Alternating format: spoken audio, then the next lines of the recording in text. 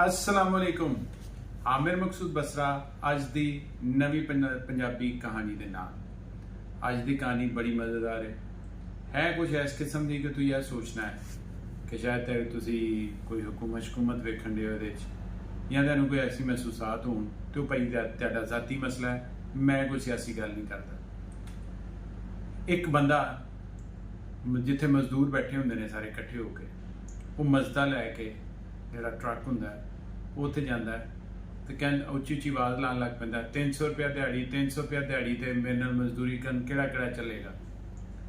वो कुछ लोग उहदे गिरद इकट्ठे होंदे ने, कहंदे ने भाई ना 1000 रुपया दिहाड़ी चलन डई है तो तुसीं 300 रुपया देण दे हो, कहंदा जाना कि नहीं जाना। तीन बहुत ही बजुर्ग ते बाबे बेचारे वो उठदे ने, कहंदे साडी ते उंज भी नहीं लगनी, चलो 300 ही सही दिहाड़ी जो हल्का फुल्का हिलांगे तो कोई ना कुछ हो जाएगा। वो बह जाते हैं ट्रक से, वो जाता जाके एक स्टोर से खिलारदा है, उन्होंने आटे के तोड़े घ्यो लैके दिंदा है, तो कोई 2-4 चीज़ां लैके दिंदा है, कोई 500-1000 रुपए दी शैवां उन्होंने लैके तो उन्होंने छड्ड दिंदा।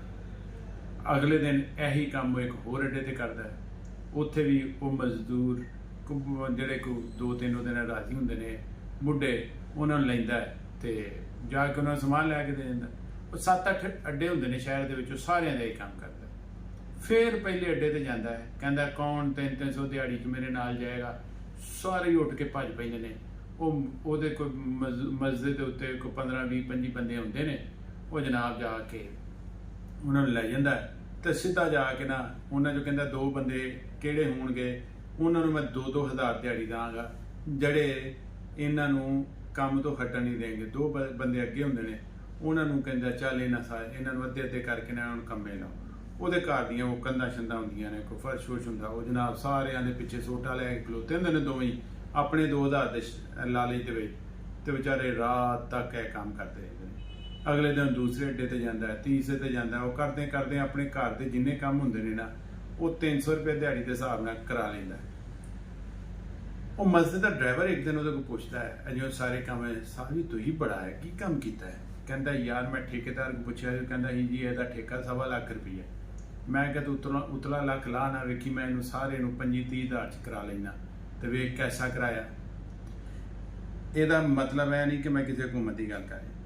ये वाला आर्टिकल आपने देखा, ये कुर्ते का आर्टिकल बहुत खूबसूरत है, मुझे ये फैब्रिक ही बड़ा पसंद है।